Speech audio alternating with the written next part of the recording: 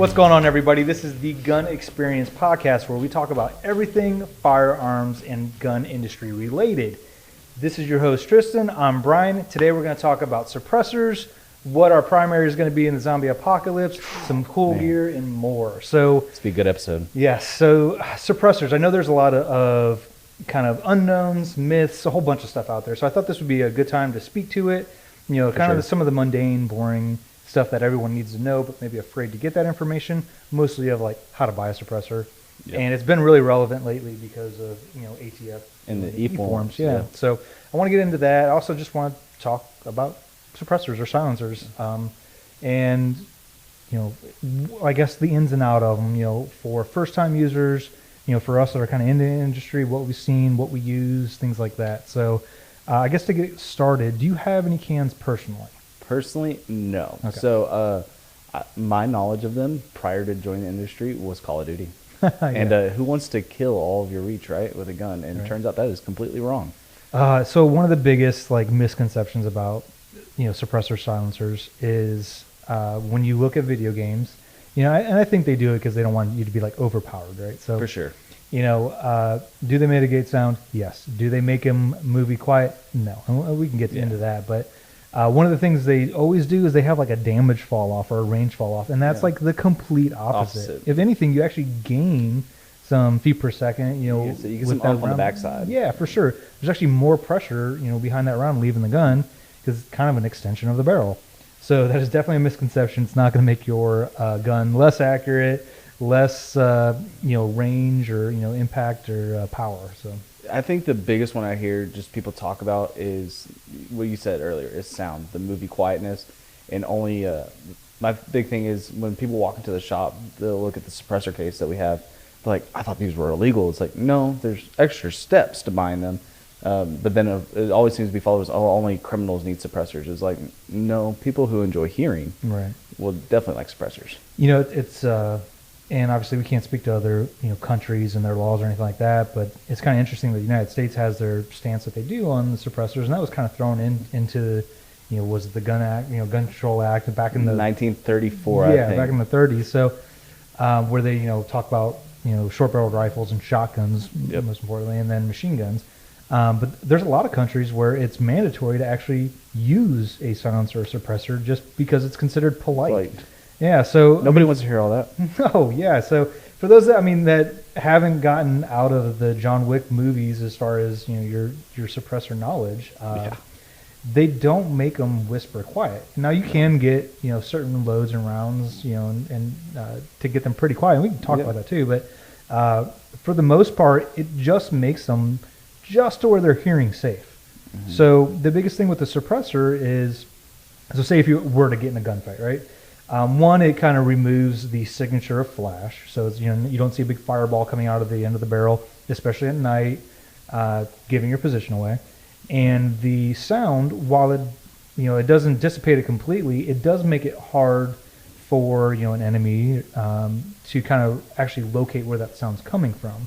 So you still have the action of the gun, so whether it's a bolt or slide or whatever it is you're shooting, so you still have that loud mechanical sound that's coming out. And then most of the time when we're shooting rounds, they're supersonic rounds. So that round's breaking the sound barrier. And if you've never heard what that sounds like, it sounds like a whip cracking by your head. So it's still really loud. So a lot of these are in that 130, 140 decibel range, which is, just at the edge of hearing safe. So if you think about that, that's just enough to where you're not wincing when it goes off. So they're still fairly loud. Especially when you come to not even talking about the gunfight side of things, but just coming to the shooting range itself. You see people come in with their AR pistols and what have you not. These 7.5-inch 5.56s. With big brakes on them. And with massive brakes. And then after they shoot off a few rounds, you're like, man, I really just don't want to stand next to that anymore. Because just that sound reverberates. However, if you're shooting even a standard length rifle with a suppressor on it, caliber dependent, that sound is going to be muffled. Like I said, it's not going to... Silencer, I think, is the wrong term. Silencer is actually it's the original definition of it's the term. So it's weird because it's it is a muffler in the way that it's manufactured. It's no different than the muffler on your car. The way that they're usually they're just a cylinder shape, some are square, but some it's a tubular shape, and it has baffles in it, which just kind of redirects and changes the airflow in there, which kills a lot of that concussion, and then obviously that extra sound. But for our purposes, silencer, suppressor, I say can a lot. It's kind of slang for it. I think they're all correct. But sure. Yeah. Go ahead. Yeah. No, for sure. And I think so. For me, the way I like to think of it is, and how like words matter and everything like that. Silencer gives that connotation of movie quiet Being to me, quiet, versus suppress. It truly is just suppressing the noise signature that you're talking about. And you'll see on different websites things like that'll say a decibel count, and I think people start getting hemmed up on that the farther they get into the weeds, and that's not something to focus on, because you have to think, where are they measuring it at and on what firearm. It's so inconsistent, and like it could change. I mean, from day to day too. Humidity, just the pressures, or just everything that's out there. It's not really a good or easy test to create. So I think let's I guess back up too, because we want to make sure that we're speaking to everybody. So I'm sure a lot of people know all this, but for those that are just getting into it, or really kind of contemplating the idea of a suppressor, the whys, the whys in the house. I would say as a purchaser, don't fall into the trap of chasing decibel ratings. Because honestly, it's not going to matter. 2 decibels here, 3 decibels there. That could be changed by an end cap of whether it's too big or whatever. So those little fine details I don't think matter. I would think application. Yes. So, and we can kind of go into each one of these, but application, price, size, and durability, things like that. Yeah, absolutely. So there's a lot of great brands out there, and we can go into some of those. But I would think first, like, hey, what are you going to use it for? Mm-hmm. And or not maybe what you're using for, but what weapon or what firearm are you going to put it on primarily. Before we jump down that too, what's your experience with suppressors? So I have a handful of cans. It's one of those things where we shoot a lot, for the videos, things like that. Like, man, I prefer shooting with a suppressor, like for so many reasons. Being in an indoor range, we're in a concrete box, so there's a lot more concussion, a lot more reverberating sound, and all that stuff. And even though there's not other shooters around us when we're doing the filming stuff, like, dude, it's still loud. And if you do like a full day, especially like if you're next to it, like running the camera or something like that. If we're running a gun that's 8-9 inches and has a big break on it, dude, you're gonna be dizzy at the end of the day. It's like getting punched in the face over and over again, because that's a lot of concussive force. So shooting with a can really, softens all of that. It's definitely more pleasurable. There are pros and cons to everything. Yep. And we can definitely get into that, but there's things that you may need to change on your firearm to run the suppressor right. But yeah, so I do have a handful of cans.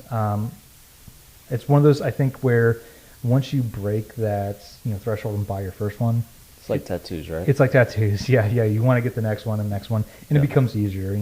You're not so alien to the process or concerned. And then I know a lot of the drawback for people is they don't want to wait, for a tax stamp to come out. Good news, you may not have to. Yeah, you may not have to. And we'll cover that in the process. So that was, typically it could take you a year to get it. So a lot of people are like, man, F that. I don't want to pay, whatever, $1,000 and then not see my return for a year or whatever, But once you have a suppressor, it's kind of one of those things where, okay, you get your suppressor out of jail, or you have a can now, so you can actually enjoy that one. So it's not going to make you long for your new one, your next one too hard. So it gets easier with time. Fair enough. I would suggest that everyone get at least one rifle and one pistol can. That way you can kind of cover a lot. And with those, you can actually, depending on which ones you get, you can cover a pretty wide range of firearms. But some things to look for, I guess, in buying a can, just, outside of budget and whatever, is, I would think the application. So a rifle. So what is your application? What do you see the purpose? Yeah. So for the most part, it's honestly, I think it's comfort. A lot of times hunters use suppressors because they're not wearing hearing protection. So they're out, whether they're in a blind, they're out, hunting game, things like that. They want to use, as much of their senses as possible. And for them, they're only taking one shot. So it's not like they need, they don't really want to, bundle up with hearing protection. But you shoot a 300 Win Mag or something like that, like, I don't care if you're outside or not, that's going to hurt, man. It's loud. It's loud. So it's like a howitzer going off. So having that suppressor on there, really helps. Will the game, 300, 400, 500 yards away still hear it? Yeah. By the time the bullet's there, it doesn't really even matter. So it's not like it's going to scare them. But it's just one of those things where it saves your hearing, man. Like it's just, it's more pleasurable to shoot. You can shoot longer, you can shoot more, and it's just better all around. When we start talking about like ARs or sporting type rifles or even handguns, I think it's probably the same reason I would argue is like the hunter, although you're going to be putting a lot more rounds downrange. Yeah, there's the cool factor, whatever. There is a tactical advantage if you ever need to use that suppressor. Whether it's a zombie apocalypse or you're shipping out to Ukraine. There's definitely good reasons to have that. But I guess it really depends on your application. If it's you shoot once a year, it's hey, I got an AR-15, but I think the magazine bullet buttons on this side or whatever, it's like, you're probably not going to benefit from it. But I mean, in a perfect world, I would think everybody would have a safe full of cans, man. And that's the thing too. From someone who deals with ringing ears constantly, yeah.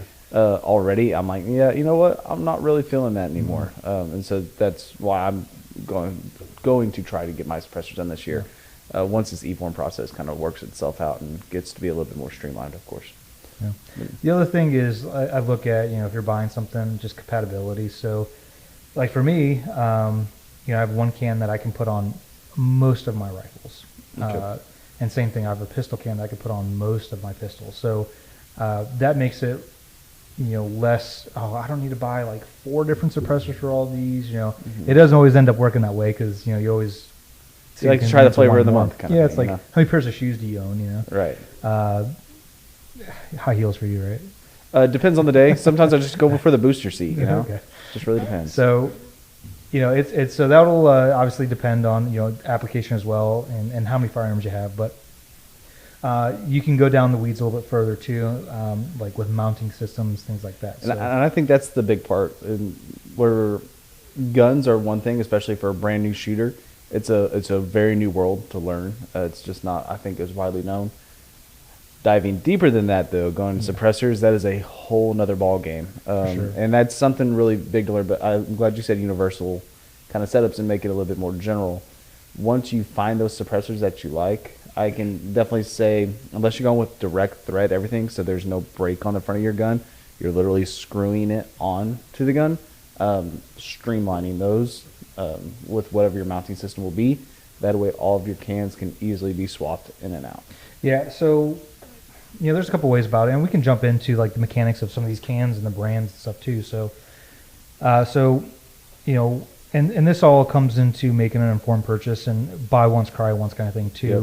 So like what happened to me is like, so I bought a Silencer Co. Omega. Mm-hmm. It's a good sturdy can, full auto rated, titanium, blah blah blah. So is it the quietest one out there? No, I think all the brands say that their cans are like the quietest. Like, again, it's kind of a moot point. Do you think anybody would buy their can if they didn't say? They're like, we're like middle of the pack on quietness. We're so. Like, yeah, it's a little. It helps. It's better than a pillow. Yeah. So it was a good size. It came with a bunch of different accessories. So in most cans, when you buy them, will have some type of, most rifle suppressors that you buy will have some type of muzzle device. So the part that goes on the end of your barrel, that will connect to that suppressor. So, and there's 2 ways to really mount a suppressor in general. So there's direct thread. Right. So, which means it just directly threads onto your barrel. So you don't have a flash hider or a break or anything like that. Mm-hmm. So the good side is like that's like the most flush and probably one of the most secure ways to do it. It's also hassle free. You just literally just thread it on, thread it off. The downside is, when you take that can off, that firearm is now left with just an empty barrel. So, and if you go to shoot that, you're probably going to be shooting big fireballs or whatever, losing some performance out of that. So, there are the quick QD quick detach options, Right.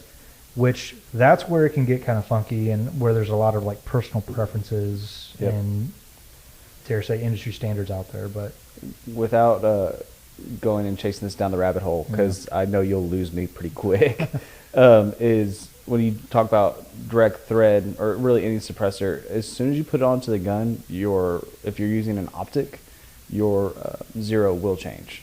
Because like you said, you're giving a little bit more FPS, and depending on how it goes, the way I had it explained to me is with a direct thread system, let's say you're putting it on a bolt gun. We're shooting at 300 yards. Cool, easy enough.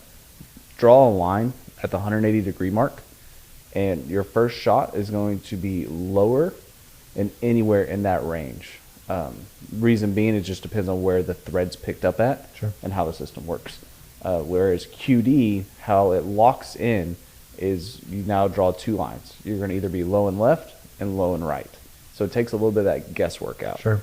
And so that's something just to think about, like I guess as we're going through the conversation. No, that's good. And I don't know how much that applies to everyday users.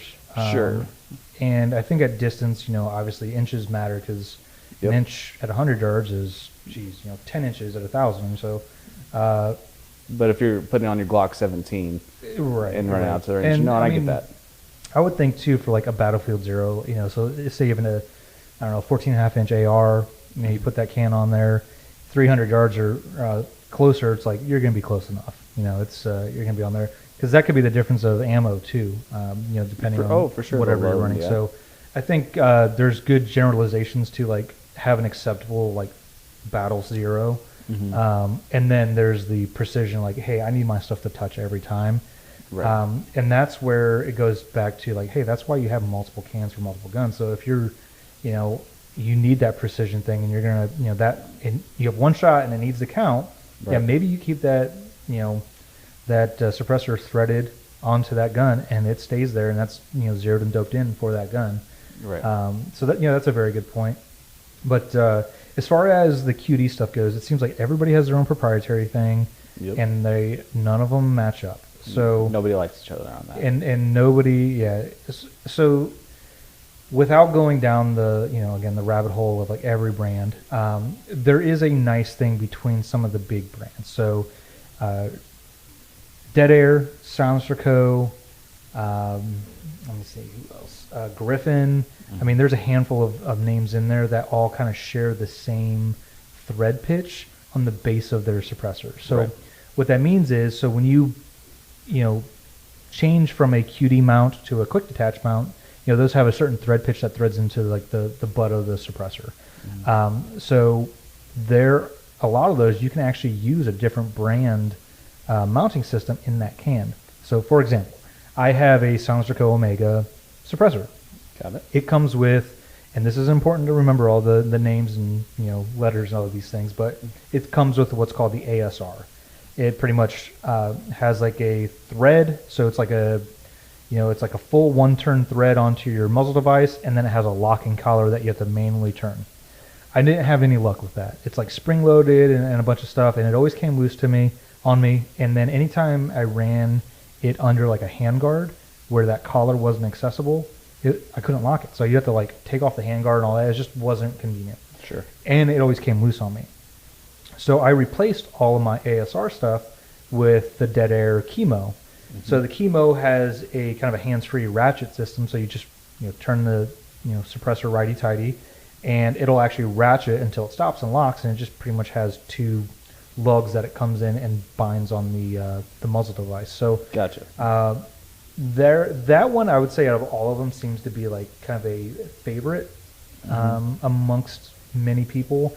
I'm not saying it's the best, anything like that, but it is a favorite. That's why you see a lot of guns come with Dead Air muzzle devices on them. But long story short, I was able to thread that adapter on the back of my suppressor from a different manufacturer. So there is some, I guess, compatibility there. For one of my AKs, I have it's called JMac Customs. They make muzzle devices, and it has that thread pitch on the actual muzzle brake itself. Oh, nice. So now I don't even need an adapter for my can. I just direct throw the can on there and it's good to go. That's so easy. And it looks good too. It's super flush. So there is some universal, application there. Yeah. So that's one thing I would definitely explore or, talk to somebody about. If you like a can, get some feedback on the mounting system and, of course, your application. So, because what you'd hate to do is go buy one can, be like, okay, it has a QD mount, ABC. I need to put that on 6 of my guns. All right, well, you're gonna go buy 6 muzzle devices. It's $100 per. So, you're gonna end up spending, if you do it yourself, $600. If you pay someone, you're gonna spend $1,000 in total changing out muzzle devices. And then in 6 months, when you go use the thing, like if you actually use it quite a bit, you might find that you hate those devices. Yeah. And you're like, I'm going to switch it all over. So then you're going to spend all that money over again. So it's good to kind of just ask, right. and kind of have an understanding of what your purpose is going to be. And that's just rifles. We're not even talking about pistols yet. Yeah, and that's the crazy part about this is you start. So, and I think that lack of knowledge about this subject, as well as the process that goes behind this, it's a big deterrent for a lot of people. But it's just being willing to say, okay, I don't know everything, and like that's all right. And and just taking that step back, because like me, I don't know everything about this, and finding these parts, like you're saying, all these different devices. Like I would love to sit there and test them out. I've got to test some about in the armory, but it could definitely, like I say, it can get expensive real fast. For sure. So I guess sticking on we can tackle these one at a time. So sticking with the theme of the rifle here. Yeah. Some things, and this is, in my personal opinion, Brian Rostock, what I've seen and kind of understand from my experience, volume is what, suppresses the sound the best.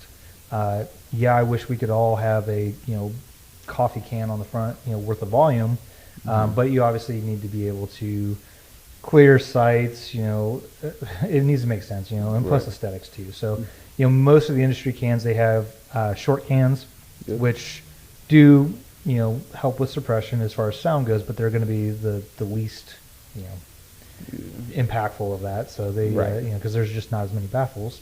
Then you have the really long cans, which, are great for sound suppression, but that's it. It's super long. Like now you have to deal, wielding this big thing. So you have to understand like the weight. So it's a good balance. So if you have, and let's just stick with AR platforms. Make it easy. Yeah. So you have a 16-inch gun. You throw a 8-inch suppressor on the end of that thing. Maybe you also have a muzzle device and whatever that takes up and a QD mount that takes up another inch. So now you're at 16, 8, and probably another inch. So was that 25 inches? That's a number, that's for sure. Yeah. So I mean, I know we all like bigger numbers of inches, but that's a pretty long rifle at that point. Right. So it gets a little unwieldy. That's where you start seeing more practical applications in 14.5, 13.9, 12.5. All those little things start adding up at that point. All I'm mad about, yeah. So that's the other thing to think about too. And I know you mentioned like super short, AR pistols earlier, like the 7.5 inch, 8-inch pistols. A lot of suppressors actually, they don't cover warranty if you have it on a 10.5. If you have it on something shorter than 10.5 inches. So 10.5 is kind of that threshold. And honestly, for the 223 5.56, if it's less than 10.5 inches, like I think it's kind of pointless because you're losing that really meaningful velocity for that round to do anything. Absolutely. But the reason why most of these suppressor manufacturers don't want to go less than that is, man, that is so much energy and just brutal forces. It's coming out screaming. Yes. There's so much energy that's unburnt and that's going to be, I guess, released inside of that cannon, especially in those first baffles. Yeah. Man, it's almost dangerous at that point.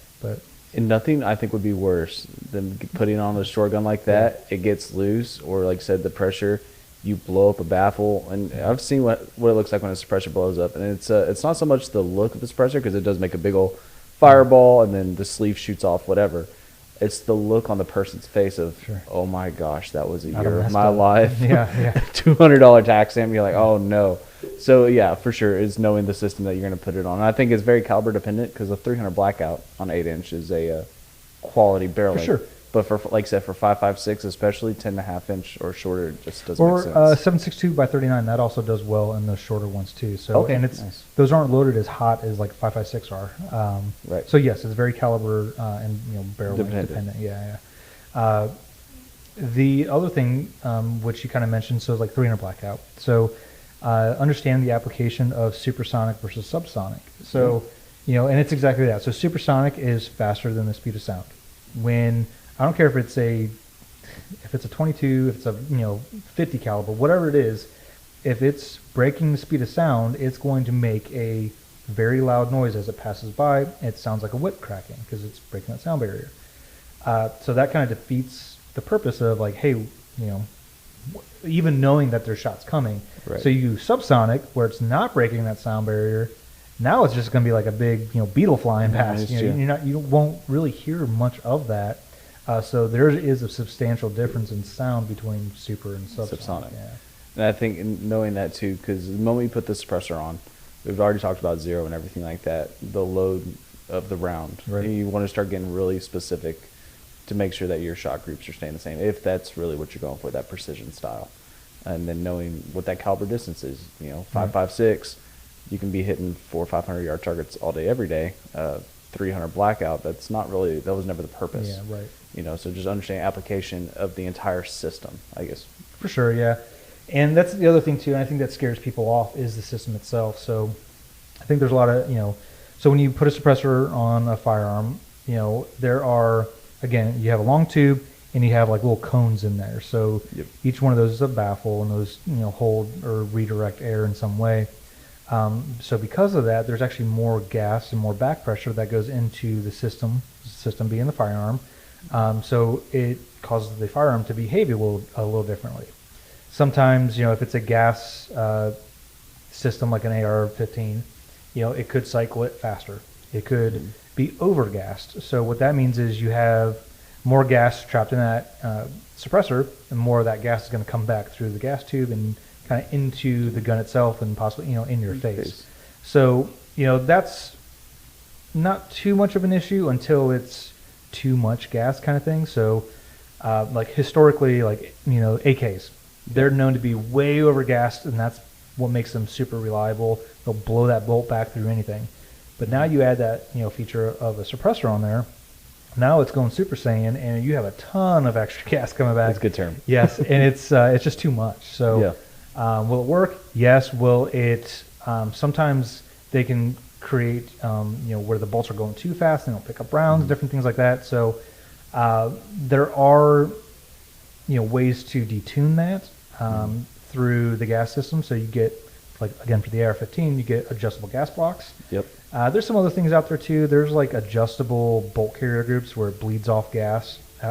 Charging handles will do the same thing. Charging handles, things like that. So there's definitely kind of inexpensive, easy options if you're not super like mechanical or like know how to change out a gas tube or it comes down to even the size of the bore into the barrel. Those little tiny details like that. I mean, everything plays in. For sure, yeah. So there's a lot of things. I don't think it's imperative for like everybody. Like, you don't have to sweat all those little details because those things you'll kind of learn. So one thing I would suggest, though, so hey, I just got my suppressor for the first time. I got this AR-15.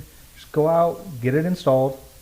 If it's that's another thing too. So there's two different types of muzzle devices, and there's flash hiders and there's muzzle brakes. Yep.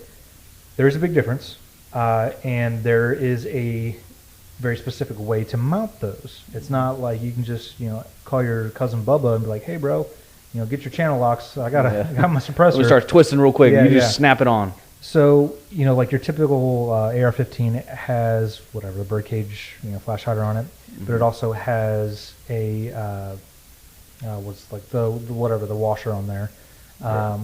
You can't use a washer on your muzzle device for your suppressor. So you actually have to shim it. The reason why is those washers, they just don't have... It's like a crush washer, right? It's a crush washer, yeah.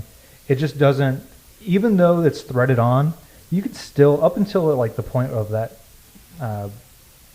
brake or flash hider, and up until the point of it stopping, you can still wiggle it on those threads.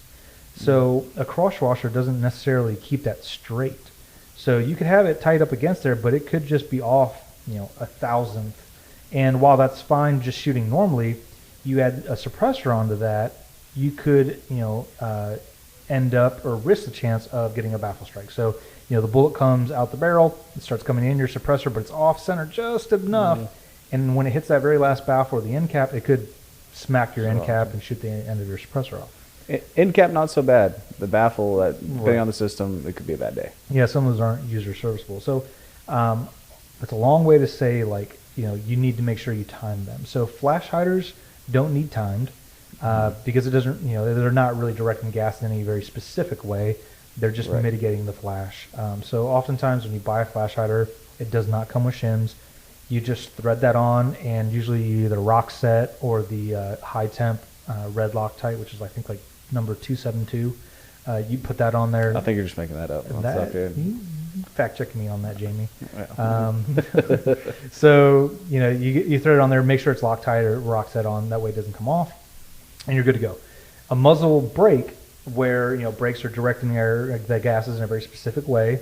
Those need to be timed, and they do those with shims. So a shim's just a very it's a machined.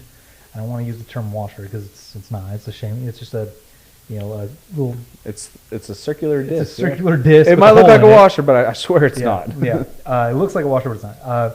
But they are machined to very variant thicknesses. Right. So you pretty much you have to. It's a match game. Sometimes you have to stack a couple or maybe one, whatever. But you need to make sure that muzzle brake is timed how you want it on that rifle. Same thing. You use Rockset or Loctite 272. And get it on there. So you're definitely making that number. So that's very important, not to use just a shim or any of the crush washer, or I'm sorry, not to use a crush washer. Right. Because a shim is not a crush washer. Correct. Man, this is going to be confusing. Yeah. So that is important. Direct thread, it doesn't matter as much because again, you thread it all the way down until it locks up. So again, back to that first time user, you get the can. You get your muzzle device, whether it's a flash hider or brake, you get that thing timed and installed, and you put your can on, make sure it's tight, go to the range.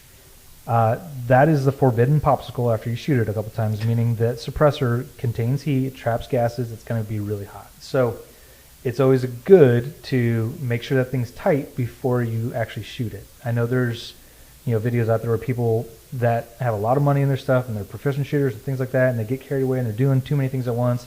They threw their can on real quick, but they didn't lock it or they didn't make sure it was tight all the way. They go out and take that first shot and they see their can go off like 20 feet. Yeah, so it's like, oh.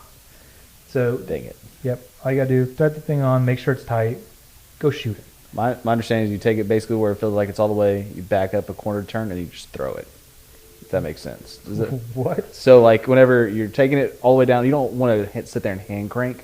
Are you talking about the device? No, just if you're direct threading suppressor. Oh, okay, yeah. So you're taking it all the way, and right before it gets to the end, you just back off a quarter turn, and then you just quick, little wrist throw action to it. That way you're not sitting there hand cranking it, because once you start shooting it, all the carbon and everything starts building up. Sure.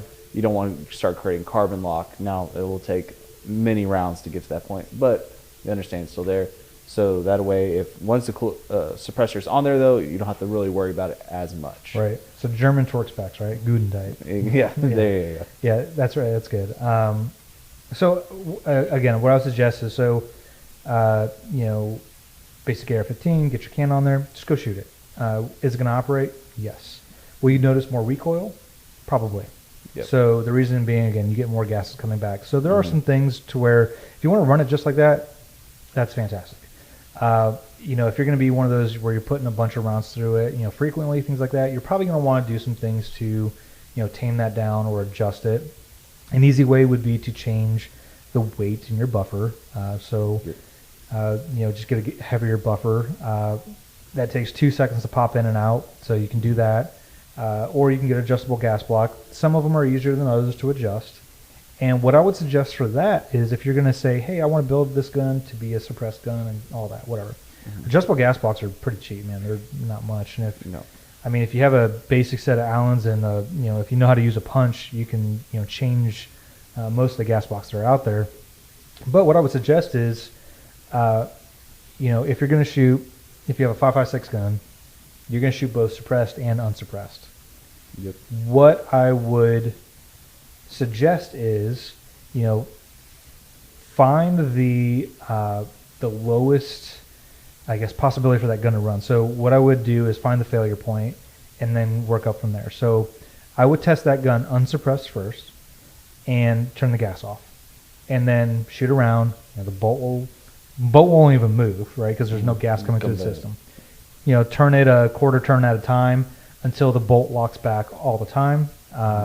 So take a couple rounds. You'll probably do a half a turn or whatever the adjustments are on your gas block.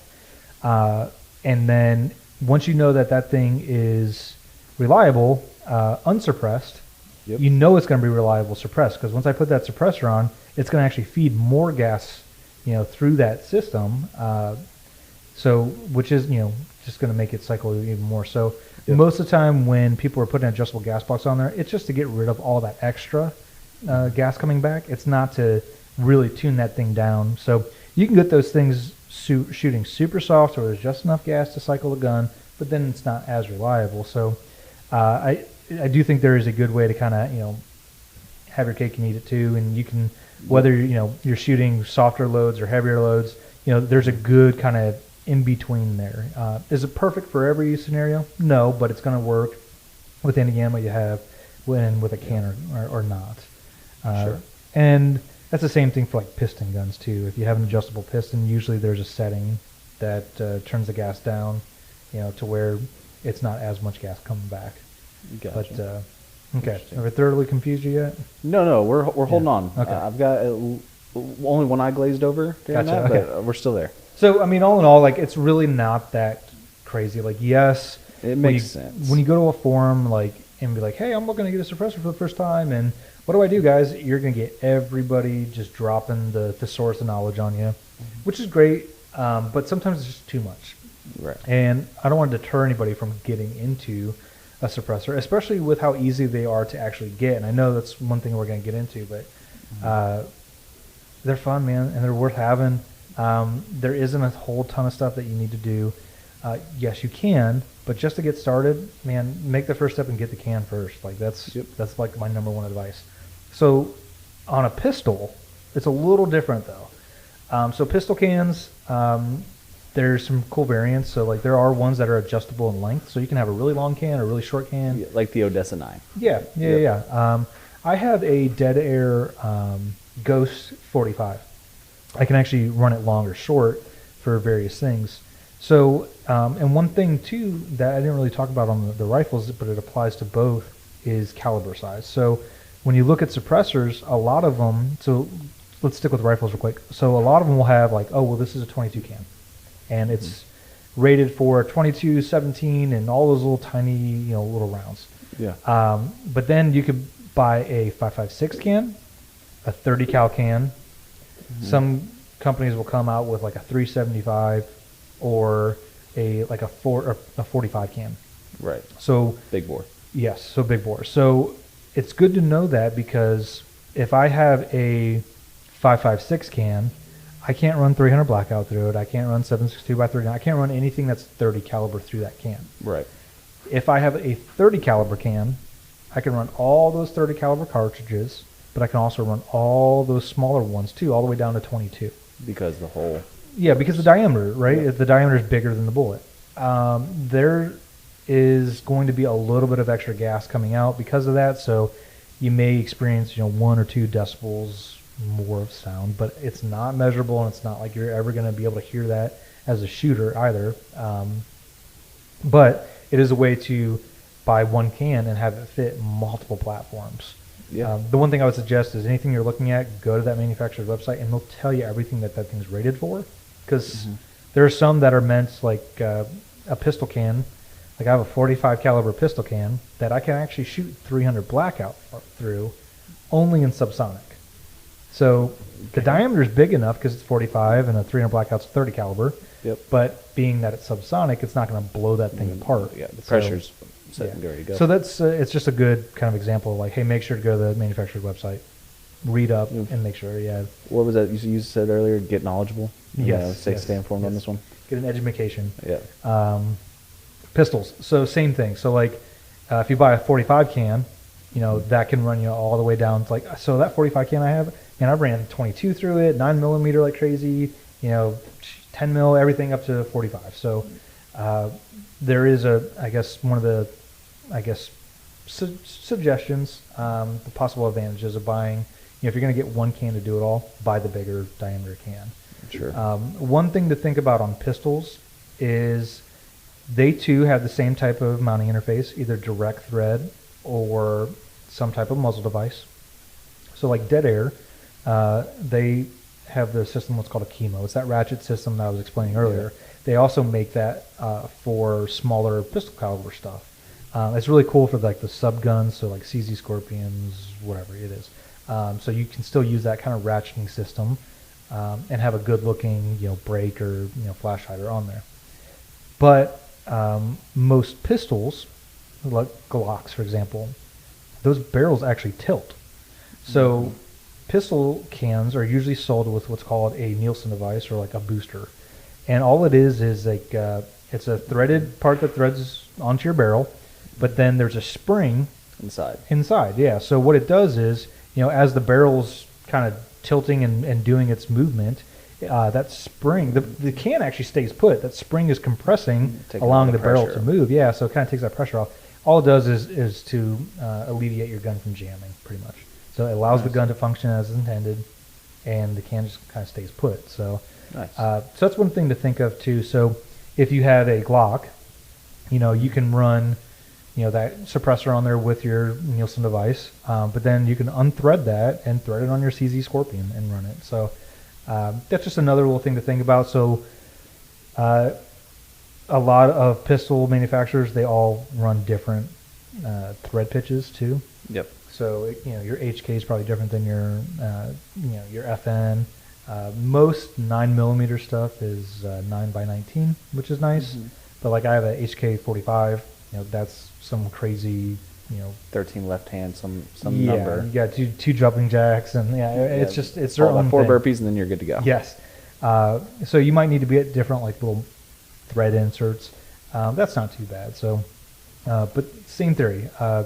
They have baffles on the inside, and if you buy the bigger caliber, obviously you can run the stuff smaller to it.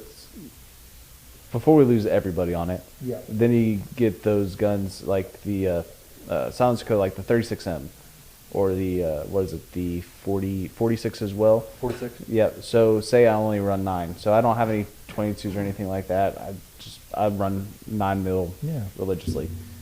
That and 5.56. So one can to rule them all, kind of thing. Yeah, that is. There are some cans out there that gives you both rifle and pistol capabilities. The only downside I would say to that is noise. Well, noise a little bit, but weight. For sure. So, for sure. Like, I doubt you're gonna put like a 36M on a Glock 17. I was planning on doing it on a 43. Okay. So got to mix it up a little bit. That would be hilarious. I think that's a good video. Internet gun fails. No, it'll buff out. Cursed gun images, yeah. No, it'll buff out. But yes, and there, absolutely, that's a good example of two cans really. That you can run that bigger diameter 9mm, but then run 5.56. Yeah, and it can take the pressures and the diameter for sure. Mm-hmm. Very cool. So I think we've kind of bored everybody with that. We're down to now 50% viewership. So yes, it's good knowledge to have. It's super high level. It's just good thought starters and kind of something to digest. I'm hoping we don't scare people off with this stuff because, honestly, it's not that hard to get a suppressor, and that's one of the things I wanted to talk about too. Yeah. I think there's a lot of new information, and people are unsure of how the process is, especially since the processes have kind of changed recently. Yep. So, I kind of wanted to do our due diligence and let people know what that, the process is to buy a suppressor, whether it's a first timer or if they already have bought cans and they're looking to buy another one through the new system. Okay. So We have what's called the Silencer Shop kiosk, and it's just like a ATM that you go to at the bank or a Coinstar or whatever. Yeah. It's a cool touchscreen thing, and it is literally a one and done shop. So if you've never purchased a suppressor before, you can come in here, talk to one of us until we make your head explode, decide on which can you want to buy. We can sell you that can. You pay for that can. Walk you over to the Silencer Shop kiosk. It has a little QR code. You scan that. You download an app. It'll have you do a bunch of stuff. So you'll fill out like your all your information, your name, date, social, pretty much everything that you would fill out on a 4473 background check, like if you were buying a firearm. Mm-hmm. You fill all that stuff out. They have you take a selfie, so you get a photo, and it does digital fingerprints there too. So you don't have to go down to your lawyer's office. You don't have to go down anywhere to the DMV and get fingerprinted or anything like that. It does everything there, and it keeps it in a digital file. Yep. So that's really convenient. The process to do everything is about 15 minutes. Like, it is not overwhelming at all. The only thing that really you have to decide beforehand, we can walk, like you said, we can walk through the suppressor talk. Everybody down there has knowledge on it, and if not, they make sure that they get you the answer that you need. The only thing you really have to decide is between individual, single shot trust, and a full, like an actual gun trust. Basically, the easiest way to think about this is individual trust is once you buy that suppressor is now tied to you and you alone. If your buddy wants to shoot it, that's awesome. You're going with your buddy to go shoot it, though. Right. You can't let them take possession of it. Yeah. Single shot trust, which I want to say is like $29.95 or something. So I'll have to check the numbers, but basically a single shot trust is, say you and me like the suppressor. I buy the suppressor. I put you on the trust, which is just bringing them in, do the Silencer Shop kiosk. Takes 20 minutes, 15, 20 minutes. All that's good to go. I shoot it one day. Brian here's like, hey, I want to shoot it now. Say, cool. I give it to him, and it's good to go. A full NFA gun trust is, we want 17 short-barreled shotguns, 23 SBRs, and every single can known to man, and it's me, him, and the rest of the TGE staff.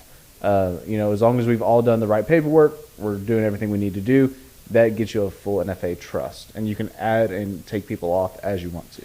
Yeah, so trusts are good. You can have that set up by a lawyer too. Get your attorney to put that together, and it's good. So we were actually talking this. We're like, hey, we're going to get a trust together for a whole bunch of stuff. I'm like, oh, this kind of works out. You can. So say something happens, you pass away too. Like it's not any weird stuff. So whomever's on that trust can now take possession of those NFA items. So your suppressors, so the process, you go in, you buy your suppressor. You come to the kiosk, which is in store, and they're everywhere too. You do, all the questions. You do your fingerprints. You take your selfie, and that's really it. So it's super simple. If you're picking a trust, you're going to come up here. We have people on site. Yeah. I'll get to the e-form part of that because that's what's gonna affect them. But that's really kind of covers the process of like first time purchasers. Through that Silencer Shop kiosk because they do the e-form and everything just for you. Well, that's just for individuals, right? Because you still have to get a what is the term I'm looking for? What does our compliance manager do? So they verify. There's a term I'm looking for. You take it to even the post office. You're like, hey, I just need someone to watch notarize? Thank you. Yeah. I don't know why I couldn't think of that word today. So do notary. All that's done automatically through the kiosk. So everything, Okay. So all you literally do is because all that paperwork's they draft. I mean, it's pretty much they have lawyers there draft all that stuff up. You will get an email confirmation usually in a week or two. You have to sign some stuff and go back and forth, and then eventually you'll see that they'll tell you, they'll send you another email. There's also an app that you download so you can track it, and they'll say, hey, this stuff's sent off, or hey, you have these documents to sign, or your tax stamp was cashed by the ATF. That doesn't mean anything, but they give you updates and kind of the processor and all that stuff. So you literally don't have to do any of that stuff. What the other part is with e-forms. So before it used to be, everything's paperwork. So whether you come in and do the Silencer Shop kiosk or you have, you go to wherever, get your fingerprints, you come in here, get all that notarized, and then we submit the forms for you to the ATF. everything was done paperwork wise. Even the Silencer Shop kiosks, the Silencer Shop guys were doing paper forms. So now that the ATF has what's called e-forms, it's just a digital catalog of everything. They're promising a much more expedited process. So before, we were telling people 10 to 12 months to wait for a suppressor, and that's really sucked. They're saying as little as, I don't know what, 2 or 3 months now. I was about to say by the end of this year, they're quoting like 90 days. Right. 3 months, that's, hands down, that's just easy. Everybody, you don't have an excuse. So e-forms is a lot quicker. It's a lot easier, but there are some new steps to it. And I think that's really important for us to cover. So what our compliance team has been doing lately is, again, not everyone really knows how to use this new e-form, and there's a lot of misinformation about it. Yes, there have been some people that have gotten their suppressors or their tax stamps back relatively quick. And I'm talking about weeks. I'm about to say, didn't I hear like 2 weeks? Yes, but I think that was It's one of those insane. things like, hey, we just launched this new e-form process. This guy just happens to be at the top of the pile who just happened to submit it, whatever. At the right time. I don't think that's the He did the standard. rain dance before you started? No, I get it. The best thing to do is when you buy your suppressor and you send in all your paperwork, forget about it, or else you're going to drive yourself insane going to the mailbox every day. Well, that's the thing too. The only thing that makes it like slightly, and I would say the only thing that we try to do that tries to make it better is you can stop by the shop and shoot it here. Yeah, you can pay a conjugal visit to your suppressor. If you buy it here, if you just can't wait. Yeah, if you can't wait. So that's the other thing too. You buy the suppressor, you have to wait whatever 6, 12 months, whatever it is. In the interim, we can install those muzzle devices for you. We can time everything. We can have you mount the can. You can shoot the can. You've already paid for it. You're just not legally allowed to possess it until the ATF gives you that tax stamp, which is a physical piece of paper, a physical stamp on it. So that's definitely a perk. So the way the new process works now, whether you are a first-time buyer or a new, or if you bought before but new to the e-forms. So there's 2 accounts you need to make. You need to make a Silencer Shop account, which is like an email and password, and you can do that here at the kiosk, or you could do it online, and then you can finish up and do all your fingerprints at the kiosk here. So do that first. So you do your Silencer Shop, Silencer Shop kiosk profile. You can take a picture, fill out all your information, do all that. Then you go to the eForms website. It's irs.gov/eForms or whatever, and create a profile there. You did throw out a new URL, but irs.gov or Oh, I'm sorry, ATF. I know it's tax season. Yeah. God. ATF, whatever. They're all the same. Just look up ATF eForms, and it'll take you right there. Okay, that's easy. You do need to create an account, and the most important part of all of this, the email that you create for your ATF eForm account has to be the same email you register with your Silencer Shop kiosk account. If they are different, it will not work. Good to know. Good to know. That's for both new and old users. So if you already have a Silencer Shop kiosk account and it's under one email, you need to forgot password and probably create a new email address for that account, and then create it under the ATF one eForm as well. But not the IRS eForms. But not IRS. Yeah, Got it. Yeah, you can, but just streamline everything. Yes, yeah. So those need to be matched. That's imperative. So pretty much after that, that's like the biggest caveat. After that, if everything's done through the Silencer Shop kiosk, we have you here on site. Our compliance officers, they'll verify everything for you through eForms and everything on site. If you are a first-time purchaser and you already have your own trust, you can still do you still have to do the eForm login and the Silencer Shop login. That doesn't change. The only thing you really need to come in and do, though, is we need to verify you. So, and that's done with our compliance officer through the eForms. If you already have a Silencer Shop account, you already have your eForm account, then we can actually verify you through Skype or whatever. So you don't need to physically come on site. Is that after the first time though, or? That's if you've already done it. Yes. So Okay, if you've gotcha. already done an e-form, it's mostly because of e-forms. So if you've done e-forms before, we could verify you through, FaceTime or whatever. If you haven't done an e-form before, we need to verify you on site. Okay. Gotcha. So that's the biggest thing. So the two things: make sure your emails match for the accounts, and then the verification. So if you've never done e-forms before, we need to have you down here so we can verify it. And if you have done it, then obviously it's a lot easier process. Gotcha. So there's a lot of the misconception on that. People didn't know, hey, my e-form, whatever, it's not working, or why hasn't it gone through, or what's taking so long. A lot of it's been because the emails haven't matched. So it's like, yeah, you kind of created it, but nothing's talking to each other, or they don't see it as the same record.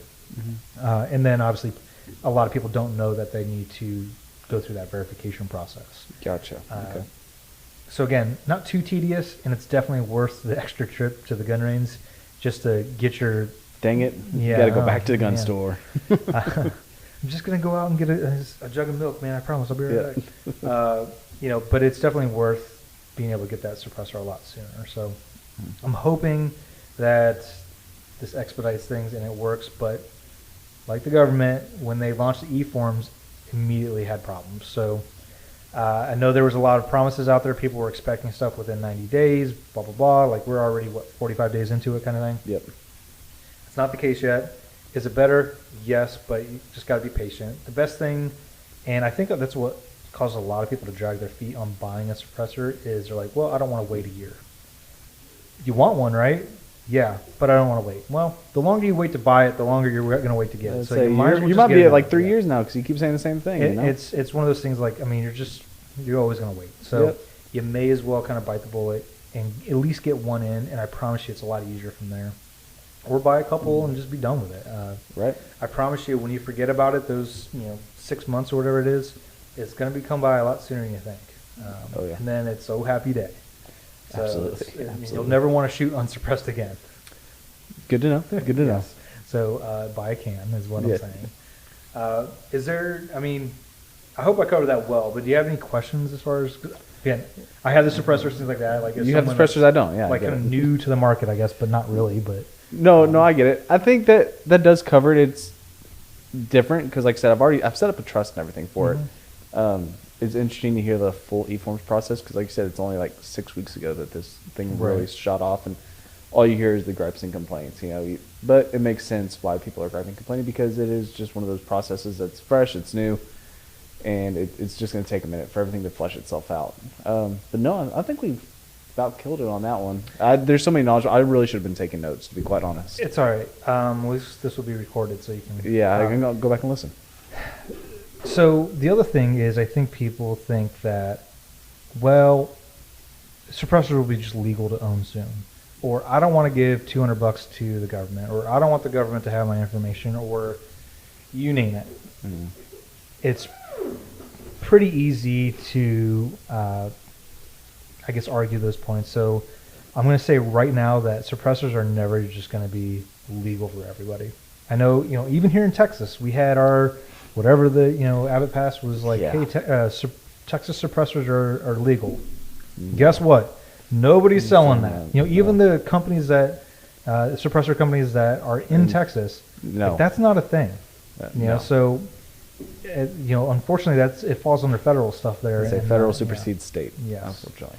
So on that's not going to happen. So stop holding out for that, or you're never going to get one. Nope. The government already has your information, man. Like, you have a driver's license or state ID? Yeah, they have. You have passport? That's the same information that you're going to go put on your background check. Now, I do understand, I don't want them to know what I have or anything like that. It's like, yeah, I don't know. Like, they'll know you have a suppressor, but they won't know, what that suppressor's on.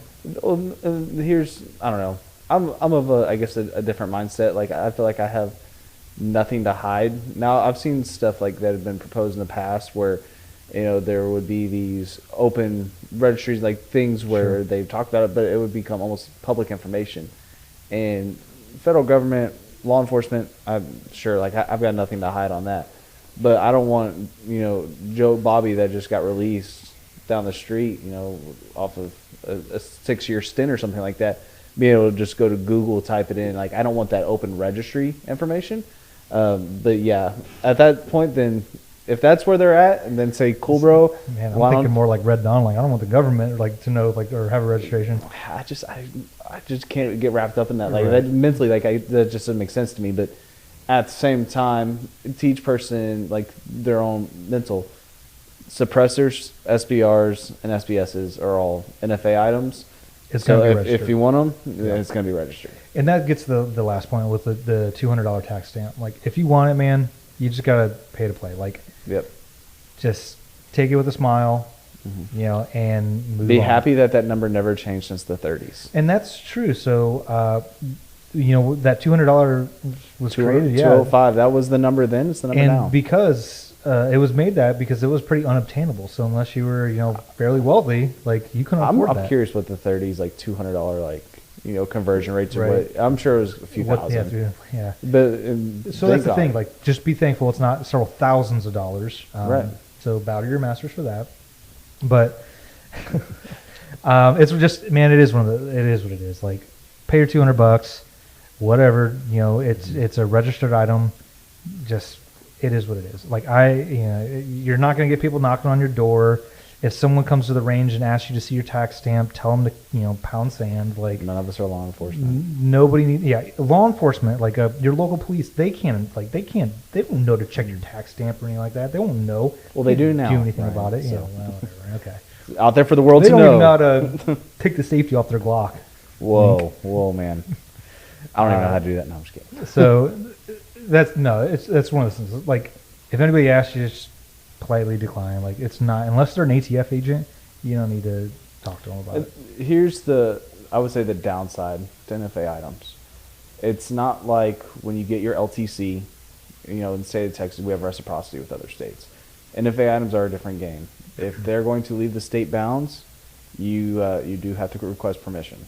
Yeah, you have to notify the local sheriff or No, you have to send a letter off to the ATF. Oh, ATF, that's right. Yeah. Say, hey, this is, and there's a whole bunch of things. I don't know the form number, and I don't want to give out bad information on it. But I know there is some. You're right. There's some a extra request form steps for that. I know it happens all the time though, because there's vendor and dealer events and shows and stuff like that. So no, you're not the first person to put in a request form for sure, and it's not a big deal.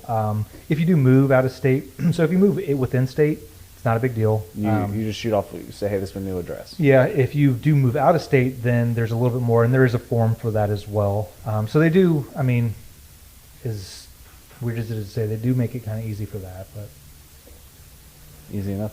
No, and all that. I mean, all that kind of culminates to say, look, don't run off and think that these are just something that you're going to go create one, and it's not going to be that big a deal because these are right. very highly regulated items. Whatever your personal biases are, and And the gas filter suppressors off of Alibaba or whatever, they don't work. it's such a weird thing because you start playing that game, like there is eForm 1, like SBRs, there's eForm 4s, for buying from dealer to a consumer, essentially. All these different numbers and things like, if you want to create one, I believe it is the eForm 1 to go through. Yeah, so that's actually a pretty easy route to take. Yeah. And there are companies out there that kind of create, build your own suppressors, but you have to manufacture part of it. So, you have to drill the end caps or whatever. But before you do that, you have to Form 1 it, send your tax stamp out, do all that, get approval back. But those approval times have been pretty short, 1-2 months. Now with the e-forms, it may be kind of a moot point if it's Same fairly for everyone. quick. Yeah. Yeah, and that's just kind of one of those things. All in all, it's a whole different world you're kind of playing in, and as the Gun Experience podcast, make sure you're following all local, state, and federal laws, and don't be that guy. Yeah, we are not attorneys, man. We're just a bunch of idiots. Yep. I think that covers that. So the process isn't as difficult as you think. Mm-hmm. Man, 15, 20 minutes. If you know what you're doing, honestly, just enjoy the process. Come in, rap with somebody about suppressors, figure out what you want to use them on. silencer shop kiosk is not hard to do. The ATF, e-form is not hard to do. You can do that all here while you kind of, as a part of that buying experience. So it's worth it. And I think with the e-form change, if they get this thing really streamlined, man, it's going to be an influx. So. Oh yeah, for sure. Especially if we start hearing consistent 90-day numbers, I don't think that will become the emptiest case in the building. Right. Yep. Right. So yeah, again, pay your $200, smile about it, and then be happy you have a can, and then make all your friends envious. Absolutely. But okay, so I think we beat that dead horse. There's plenty of information out there, whether it's from the brand websites, or just heck, you can come in to the shop. You can shoot us a call, or even just send us a chat, and we'd be happy to go through that with you in more detail. Absolutely. But moving on, so I know we both kind of brought some cool gear we wanted to talk about. Well, you got a gun. I brought some gear, and every week we want to the guns and gear. Every week we want to kind of bring something that's either maybe a new or a current product that kind of for sure jazzes us up a bit. So I always like seeing cool stuff on the floor. Just makes me happy. So you want to go first? Or? Sure, I can. I think you let off last. No, I let off last time. I know, but I talk loud, man. You do. Okay, all right. I'll give you a break. Have some more sweet or unsweet tea. All right. So yes, this gun is smaller than me. I know it probably doesn't look it on screen, but so for size comparison, that's only like a 16-inch barrel. This is actually a micro compact. So this is brand new now. PCC, yeah. It's PCC, yeah. 9mm, really small. It's actually a 380 mag. Anyways, no, this is the Falcor Petra 300 Win Mag. So the big thing about this that I've loved, just seeing in the industry, I didn't know much about Falcor until the rep came. We started shooting it, and holy crap, this gun is awesome. So 300 Win Mag AR. Which sounds small. Like taking out Jeeps or I think with Jurassic Park World Dominion, right? Yeah, that's the new one. 4570 has nothing against this, right? No. Kicks like a 223. That's pretty insane, because if you haven't shot like a 300 Win Mag before, that is that'll knock you back. Yeah, kind of round. Pretty good round. The recoil management in this firearm is absolutely insane. And with the Dracos barrel, which I believe is a Falcor proprietary barrel, you can mag dump this thing super quick. And the temperature variation. So typically my understanding is temperature variation in barrel, you shoot one round. It's about 7 to 15 degrees, depending on temperature, humidity, everything else. Mag dump this thing, you'll get a spike of about like 10 to 12 degrees, and then a few seconds later, it goes back to ambient outside temperature. So the Dracos barrel isn't just a cool Migos song. Like it's actually it's a pretty thick barrel. I think they have it written on there like Dracos or whatever. But is it like carbon fiber or fiberglass, and then packed on the inside? Right. Yeah. And so it's similar to like the proof system, and that's why for such a big firearm, it's super light. Right. There's not really much to it. Yeah, it's not like that's just a huge bull barrel or anything like that. Oh yeah, no. I don't do enough push-ups for all that. But no, it's just a really cool system. I think Falcor does an amazing design for it. There's not much market, I would say, for 300 Win Mag ARs.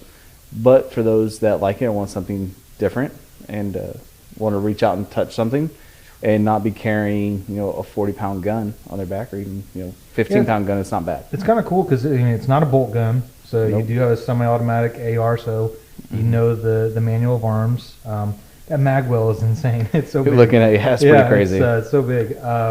It's cool. It's like, what is that, like a titanium grayish color? But oh yeah, plenty of M-LOK nice there. Yep. If you want to run, all of the optics you can. I would actually put 7 foregrips down, so that way you have different positions, just in case. But looks like a pretty heavy duty lock there on the handguard as well too, with the barrel nut and everything. Mm-hmm. Nice. Ambidextrous controls, oversized. Was it mag releases, the bolt releases, everything? I think on a 300 Win Mag that'd be standard. Right. All that's it's really well thought out, well machined. I know Falcor does some really nice stuff. Yeah. Got that PRS stock, yeah. I don't know. I've always loved the product. Once I started messing around with it over the past couple of years, it's just super cool. What's that thing cost? What would you say? What would be the number you would throw out? $3,500. I don't know. I'm guessing. I want to say it was 52. Oh, that's not bad. You're only off by like 17. Yeah, It's, so it's fine. we don't take trade-ins, so you can keep your '98 Honda Civic. Yeah, no, not on that. It's a, well, I don't know, less than 100,000 miles or less than 200,000 miles. I still think we could get a solid trade-in off of that. But no, it's a, we have a layaway program if you are so inclined.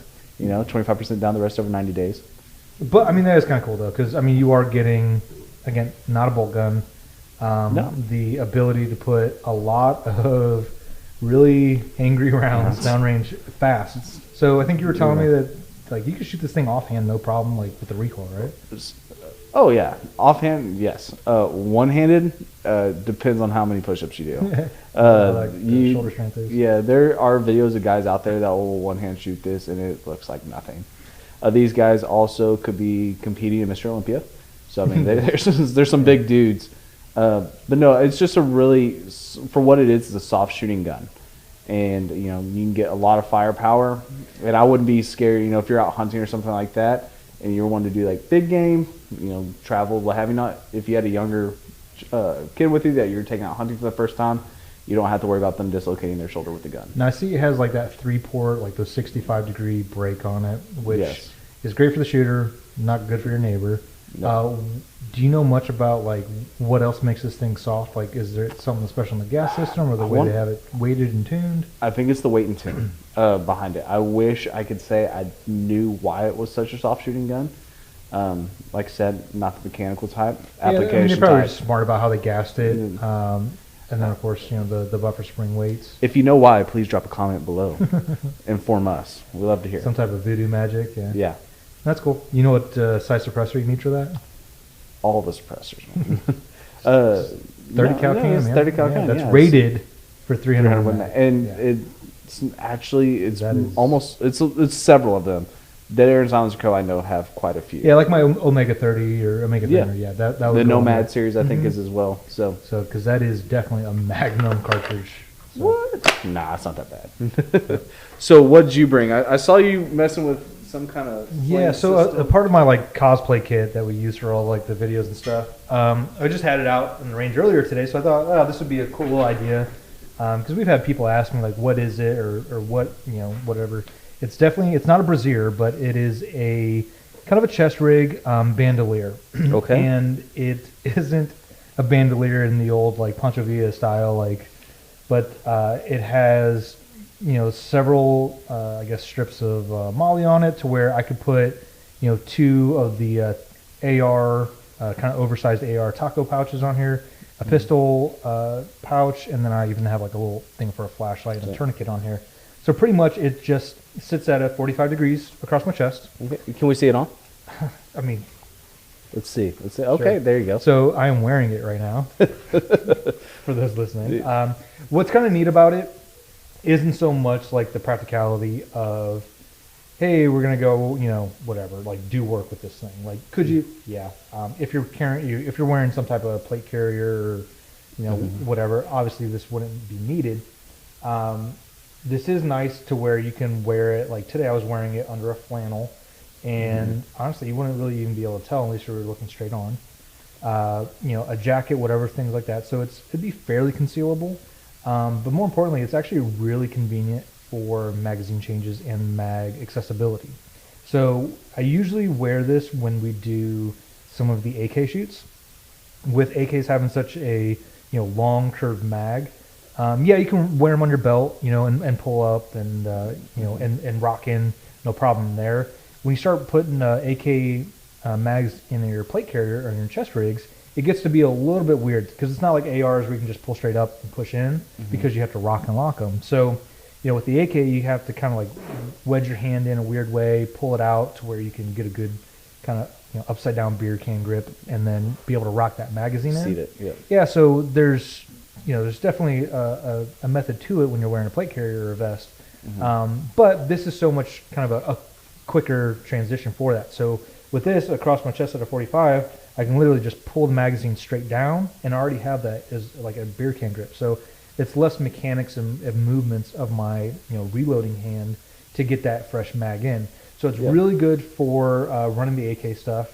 and we're probably going to do that Clash Bash competition again. Oh, nice. I'll probably run this where last time I ran, several mags on a battle belt, and that's plenty good, and that works just as fast too. But I'll probably wear this just to try it for that. Because again, it's right on your chest. It's right real tight to everything, so just less motion, less movement. I think you can get those reloads pretty quick. Also for any of the sub guns, so PCCs, things like that. If it's like a longer stick mag or whatever. Yeah. Again, it's right there on the chest. I can just grab it, pull it out, and throw it right in. So it's a little bit more consolidation of all those movements. So the company that makes this is called IC13. This is kind of what they were known for. It's less than $100. They have different colors. I want to say they do like coyote, green, even maybe a multicam, but fairly inexpensive. You can throw your pouches on there or whatever it is. Like hell, if you're a camera person, like this could be a cool thing too, where you can throw some pouches on there. Throw a couple different lenses, whatever it may be.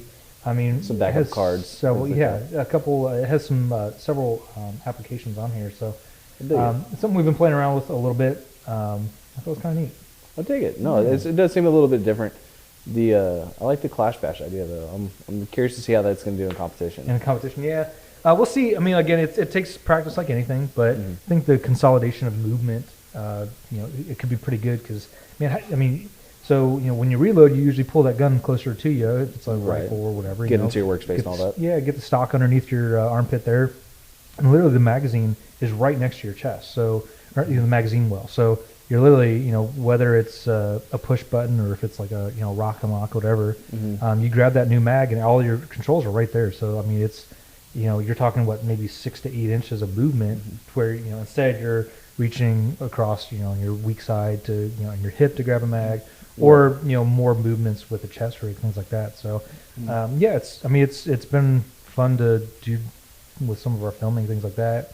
I think we used it in our AK class video, but it's a kind of a cool alternative if you're not wearing a plate or armor or anything like that. I'm curious what it'd be like just switching out the mag carriers and doing that for AR too. And trying to find different ways to carry. I think the same thing. So I mean. What I like is those. We do have those high-speed gear taco pouches. Yeah. So in those things, I can run pretty much anything I want in them. So I can run AR mags in that, and it's the same thing, really, because you would just orient the rounds kind of, I guess, down still. So I'm right-handed, so that means the mags would be at kind of like a 45, down to my left. So the rounds would kind of face like my right pocket. So literally, I would just pull the mag out and be able to kind of, again, beer can grip it out and throw it right in. So I would think it would be just as quick. Where it's nice with the AKs and all that stuff is, again, the hand placement on those magazines is so important because you do have to kind of rock and lock it in. Yep. For an AR, I think it would be just as quick. Yeah. And I do think it would be quicker than a standard chest rig because it's, again, kind of one less, motion or mechanical motion of that arm. Yeah. So cool. Nice gear this week, man. Yes, it was a good call. I don't know if it's standing up for no 300 Win mag, but I mean, I think you can fit a couple mags in there for sure. Yeah, man, those things are huge. All right, so the other thing that we always like to do too is kind of like and this is a good mental exercise every week, is to kind of talk about different scenarios, and some of them are more realistic than others, but I'd say this week is not. So I've been listening to. Because I'm just a dumb Marine, I don't read so good. Been listening to a lot of Audible, and who is not a sponsor of this podcast. Yeah. So there's, I don't know, man, I was cheap. I got like one token, and there's like this 9-book series called Slow Burn, and it's pretty much, it's kind of cool, and it's a zombie deal, but it's not so much like The Walking Dead, but it's more realistic. It's actually based, the main character's out of Austin. Oh, okay, so cool. In a very dense area, and it just talks about like all of the. Isn't that where Zombieland started? Yeah, probably. It's turning that way now. Yeah. Okay, fair enough. If you go there, it's cool. It kind of covers like the real not just we need to get our cowboy boots on and whatever, like it's not so comic booky and like this would be bad for everybody, like you're probably not going to make it. So thinking about firearm use ammunition, and just consolidation of materials was a really big part of this.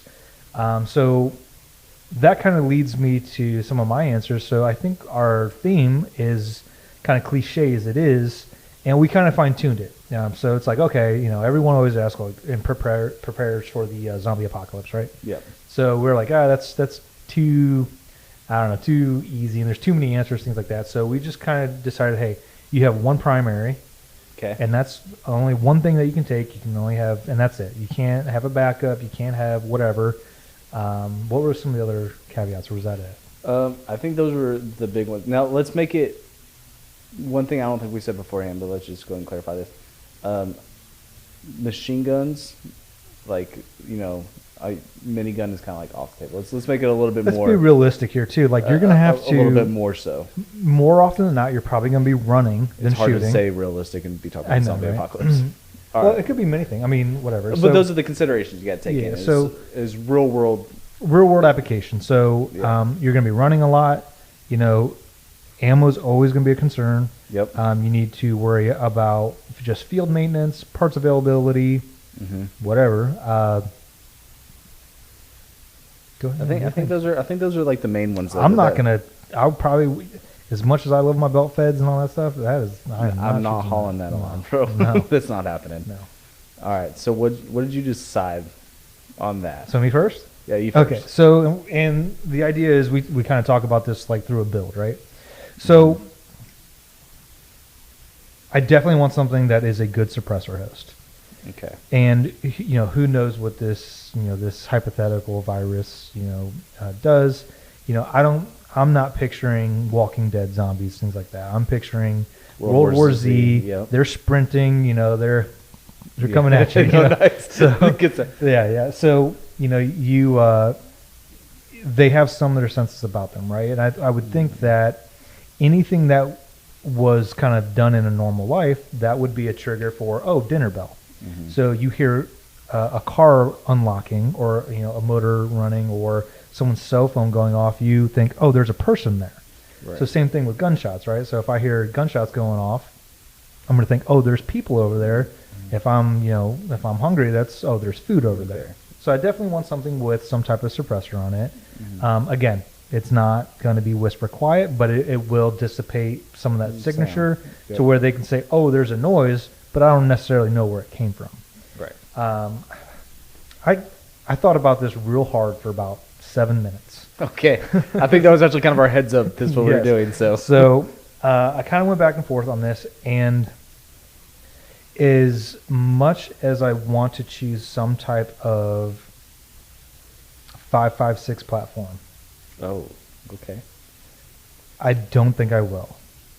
So my immediate thoughts is go to something that's widely available caliber wise, right? So, 5.56, 223, 9mm.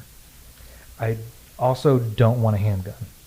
So, I'm not going to. While the mobility of a handgun's great, I'd like to have more than 15 rounds. I'd like to have something I could, two-hand shoot, something with an optic, whatever. Yep. As much I'm going to judge you so hard depending on your answer. Maybe. So let's see. I'm not too worried about availability of parts, magazines, things like that, to an extent. Okay. Because if you are going to be, unless you're just in an all-out like spray and pray, get out of here thing, which if you're getting overran kind of thing, you just need to be running anyway. There isn't any bounding drills that you need to worry about because it's not like you're taking fire. It's I don't see you dropping a lot of mags on the deck and leaving them. You have a dump pouch, reload, throw them in your dump pouch, go with that. I honestly would probably take my 9mm AK, man. Oh yeah. Yeah. So it's set up to take Scorpion mags. It's a good suppressor hose, so it's not light. In relative terms, but I can run that thing suppressed. I can shoot that thing accurate. I can shoot it fast. There's the CZ Scorpion's plentiful enough to where there are stores I could find, that are whatever, that, there may be magazines available. I have plenty of them anyway, so I could have 8 of them on my person and a bunch of them in my backpack. But then there's 9mm ammo available everywhere too. For so sure. I think that would be my option. Optic would be a tough one. So because you don't know how long you're going to be out for, right? Like, Yeah. I'm not worried about parts longevity of the gun itself. Real quick, I want to. This just popped in my head. For that, are we talking? I would break down this quote unquote notional zombie apocalypse into like 3 phases. Okay. So you have the oh crap phase. Yeah. And we'll call that 0 day to let's call it a year and a half out. We'll call it 18 months, right? After that, you'll hit your sustainment phase, right? For whatever this disease is, and this is your low point, and then you'll have that for 2 years, and then we'll call the next phase the rebuild phase. Is there a different gun you would want for each phase, or would you say you like this gun for all phases? See, that changes the rules a bit, because then that's what I meant to ask that before. yeah. So like the idea behind having something that isn't a rifle is I don't have to worry about armor, right? So I'm not trying to worry about shooting through body armor or things like that. So I don't really need, a super zippy round, whatever. So, but now if we're talking, society's rebuilt and we're your local warlord, and everyone's Mad Maxing it, like, now I might have to worry about body armor because it's not. So this isn't your phase 3 gun. No, this is phase 1. Yeah, this is I would say phase 1 and 2. Phase 1 and 2 I'm gun. okay All with right. that. Yeah. Yeah. Okay. So I just want to make sure. I'll live with. I mean, it is what it is. So yeah, you'll take all 3. Yeah, that's it is what it is. So you only get the one. So okay. I think there's a lot of other awesome options out there. A good AR platform would be great. In a similar fashion, that's something that's suppressed, or AK2. I think ammo availability for both.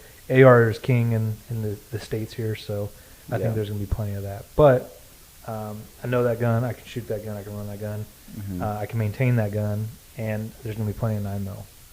There you go. Optic, that's a tough one, man, because batteries aren't going to be around forever. No, they're not. So, I mean, I guess you could always rely on your good old iron sights.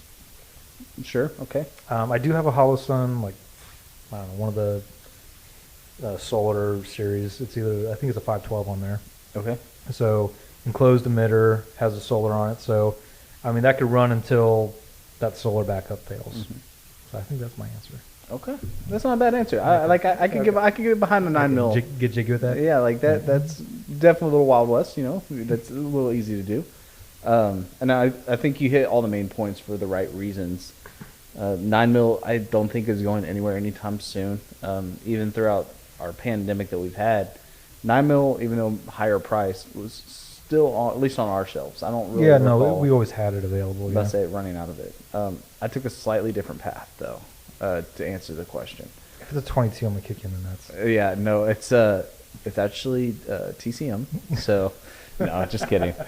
So where I went with that was parts availability, right? Sure. So let's call this into phase 1, into phase 2. Let's be real. Phase 1 is like 2 weeks because it's gonna be all crazy.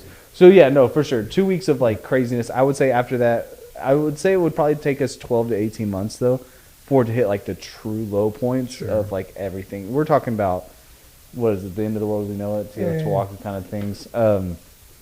That kind of stuff, I think, would take up to, I think I'd like to have hope that it would take us 18 months, but it could be. Don't say crossbow. No. Definitely not doing that either. So, suppressor was one thing I thought about as well. I was like, yes, definitely. And guess what? If it's the end of the world, you don't need to worry about that tax thing. Unless you're crossing state. No, I'm just kidding. Yeah. So suppressor ready. And I thought about 9mm as well. And the reason I didn't go with 9mm is because if we're thinking about this, the longevity situation, I want something that I feel like I could more easily gather food with. So if I'm thinking about food sources run out, local Walmart's just done, and I need to start hunting, well, 9mm is great, and you can definitely kill many animals with that, but I would rather hunt with a rifle round. So I decided to go 5.56, and if I could, 55 grain is great, as heavy as possible. If I could shoot 77 grain all day, Sure. anyways. But if you're talking about Texas, I mean, like you said, the U.S. in general, it's a very AR heavy country. That's just the adopted platform, and 5.56 is kind of reigned king for a very long time. So I went 5.56. I want it on as short as frame as possible, without totally killing my FPS. So I was thinking 11.5 for this, and then having that suppressor would give that a little extra oomph. But it's when we talked about maneuverability earlier, that kind of gets us as far as we want to go, so I can shoot distance if I need to, but it's not so unwieldy that I can't take it into a closer situation. So that size frame, and it's not heavy either. If you're running a lot, I hate running, and I don't want to be carrying extra crap. Ounces equal pounds, and pounds equals pain. So I don't know if you guys can hear that. It's a minigun going off. if I could carry that, I 100% would. Sure, yeah. But that's just not feasible, right? So that setup now, optic as well. Batteries aren't going to be around forever. And I like the idea of solar, but the more mechanics I feel like something has, the more likely Which it's to fail, yeah. So I would rather go with something with tritium. So like a So you're expecting you're going to make it 10 years? if at least my optics only gonna make it 10 years. Like you said, slow burn, you got to start gathering and consolidating. So an ACOG would be nice. I mean, I would like to have a 1-4. Be kind of like an my minimal Elcan standard or something like that? Yeah, or just like the Steiner 1-4 or something of that nature. I'd love to have more, but just that option. It's tough because things are so mission specific, right? So It does. You start diving in, you're like, well, am I in the city? Am I in a rural area? What's the food that's situation? what makes it hard and kind of an interesting exercise because you get one thing. Yeah, and so that's my one gun would be that with a sling and the can and a sight and all the mags I can handle. So I would think you nailed it as far as the game thing, and I didn't even think of that. And it really depends on where you live too. So, realistically, if you're in a heavy populated area, like we're in DFW here, it's going to be a long time. So say vehicle travel is impossible. So you're on foot. It's going to be a long time before you can get out somewhere to where there may be, wild game or, whatever to hunt. Yeah. Or to where you need some type of, caliber that's, has any type of efficacy at that range. So I think that's really important to think of. The hunting part's really smart. The optic I thought about as far as like if I were to do like an AR platform or something, maybe not so much anything that relied on any type of battery, solar, or tritium, just having an etched reticle. So yeah. I mean that doesn't go away. So like a LPVO, so low power variable optic, those have etched reticles. So yeah, you lose like the nighttime kind of illumination, but I mean you're probably not going to be going out at night much anyway. No, for sure. And that's once you, like you said, mission settings. Was it Met TC dependent? Right, I think's the term, right? So those things you start have to do what you can, and this is just to get you to the next step. You're always looking to improve that situation, and so hopefully you can improve the situation. But if not, at least let's just scrape by through phase 2 before we get to phase 3. So how many mags do you think you'd have on you? I like the idea of having combat loads. Was it 7 plus 1, so 8 total? But it's truly as much as I could have. I would do that. Learn lessons about just running I've known it called a ball bag, but it's just a backpack full of mags. That's all it is. And if you can ride in the truck, then it stays in the truck. You dump your old 8 and you grab the next ones until you can get back and reset. Now, if it's starting to scrape bare bones, I would love to have 2 to 3. Put one in each back pocket if you had to, and run with the rifle. That's just to get you to the next step and to the next phase. But yeah, true hope it would be like 8 plus. Yeah. Now 9 mil, what are you thinking? I mean, same thing. So I mean, like those magazines are 35, or if you do like the Stendos, it has like 50 round mags. Yeah. So you could carry 8 rounds of 35. And same thing, keep them in your backpack or whatever. Yeah. Obviously, you need to be conservative with weight because you're probably going to need to be carrying. You're going to be picking up water. You're be living off. Yeah, like if you're talking no vehicle, Yeah. you're living off of your back. You want. Yeah, I mean, Scrape you have out. everything. Your whole life's in that, so you can't Yeah. just fill it up with guns and ammo. But fortunately, I mean, 5.56 is pretty lightweight. It's not bad at all. Yeah, so you can carry quite a bit of rounds with that. Even if it was just bulk ammo, just thrown in there, Oh yeah. it wouldn't be too bad. Man, someone's got some It's money, it's a dude. solid Wednesday. So they're just running the minigun again. Yeah, that thing's okay, good. So yeah, okay, that's a good little exercise. I think you win. Just Okay. having, I mean, and I think that is the obvious choice. Kind of some type of short-barreled AR platform. Hell, I mean, I'm cool with running that short-barrel AK platform. Chambered in 5.56. Yeah. As much 7.62 by 39 is out there, like 5.56 is everywhere, man. 5.56 is king in the States, Yeah, yeah. so it really is. So I think that's kind of the way to go. If you're running something short-barreled, 11.5 inch, or I would say 11.5 to 14.5. Sure. That allows you to be maneuverable, in a building because there's probably going to be a lot of that. You're going to be searching vehicles, you're going to be searching houses, buildings, all types of stuff to scavenge whatever you can. Yep.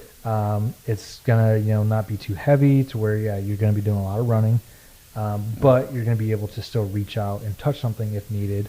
Sure. But most importantly, you still have that velocity. So, whether it's a soft target or, a hard target, if there's something with armor, like, you have a chance to defeat that. Yeah. So, yeah, I think that's And I'm not even thinking just from the armor perspective. That's a whole separate scenario in my Sure. mind. But old Billy Bob Zombie, that what was the zombie like, that 400-pound dude? Oh, yeah. Yeah, that big old. Well, he boy got is taken like- out with some garden shears, dude. So Yeah. yeah. That might be a good secondary right there. Some garden shears. Okay. If you want to grab that real quick, Yeah, I let's can set it up. pull up the quick little wiki on it.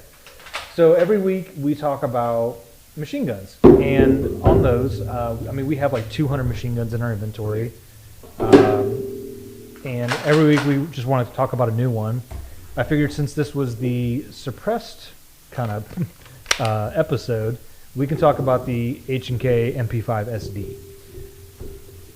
So, as you know, HK stands for Not for Porsche, and we actually spoke about, one, what was it? Is that the German translation First week? for Heckler and Koch? Yes. Not for That Porsche. is, it's German for Not for Porsche. Good enough. Even on their, like, the main image, when they had these things out, it was the guy in, like, the gas mask, like, face arming some poor dude in the face. Like, Oh man, that's rough. But so I think we covered like an MP7 already. We covered a P90, and those are kind of those PDWs. But I This thought is of the this one. iconic one, I think. Yeah, I think so too. I thought of this first being because it's suppressed. We have some other cool stuff too, like we have those B&Ts, and we have a bunch of things with suppressors on them. But this is kind of the iconic. I mean, whether it's again movies, video games, you name it, this thing is a go-to. Like, I don't know if Navy SEALs made this gun popular or if this gun made Navy SEAls. Just Charlie Sheen, right? It's just Charlie Sheen, yes. So this gun is very popular and very well known, even if people don't really actually know what it is. Let me see here. I think I got the wrong website. I got H&K's website up, but This I think was actually my first introduction to machine guns, and I think for most people it is just because they having a suppressed 9mm, gun is so easy to shoot. There's really nothing to it. If you think about recoil and like get super nervous, those people that get super amped up, that once you shoot this, or it's nothing to it. You start to see that the fundamentals. This is a great place to start with on a machine gun type adventure. right, yeah. So this is definitely one of those ones that we start people on because it's so soft shooting. The first time I ever shot this gun was with Texas Gun Experience, and it was one of those weird things, man. I pulled the trigger, I know it fired through the whole mag, but I sat there and thought, did this friggin' thing even fire? Like, it just didn't have any recoil. There's no movement to it. None whatsoever. So this is one of those ones that we get first-time shooters behind. People that aren't whether as confident or it's just a fun gun that's very easy to shoot and not intimidating. So No, not at all. it's definitely a winner for that. But I mean, the MP5 series. I mean, there's a bunch of them, but they were created in the '60s. Yep. It's interesting that the gas system is actually taken from a, I guess not obsolete, but a discarded German design. So World War II, Germany was creating all of these Crazy guns and weapons, things like that, which there's been a lot of things taken from. So they have some really smart engineers, but the roller delay blowback system is what I'm kind of referring to. Yeah. So without, I guess, getting too technical, so what that does is, as there's a couple ways firearms can operate. So you bullet goes bang, the round comes out of the bolt, out of the barrel. That force can blow back the bolt, cycling the weapon. So it's called blowback. There's gas operated where the gas follows the bullet, comes up the tube, and that gas comes down the tube, blowing the bolt back. So those are gas operated. Or piston kind of does the same thing, but pushes an operating rod. Yep. This is roller delay. So what it is just a series of like cams. It's pretty much the gas travels through and has to unlock those before the bolt itself is recoiled back. You don't notice it because it's happening so fast, but what it does is it pretty much takes away all of that recoil impulse, which is, it's pretty cool. It's definitely a little bit more complicated. Yeah. It's one of those things where you need to keep clean and whatnot, but it virtually makes this thing like a laser gun. Like, it does not move while shooting. So no, it doesn't. And that, I think you hit it around the head. It's a very innovative, I guess, ingenious design for its time and everything. But when you just look at it as a normal shooter and getting behind this, there's nothing I can compare it to, I think, in the armory. If I was going to point anybody to their first machine gun, 100%. Absolutely. It'll be this. So I guess one of the things that surprised me the most, and I'm curious to hear your first impressions of these. I've had commercial, HK pistols, things like that, but I never really got to mess with any of their, military police grade, firearms. Yep.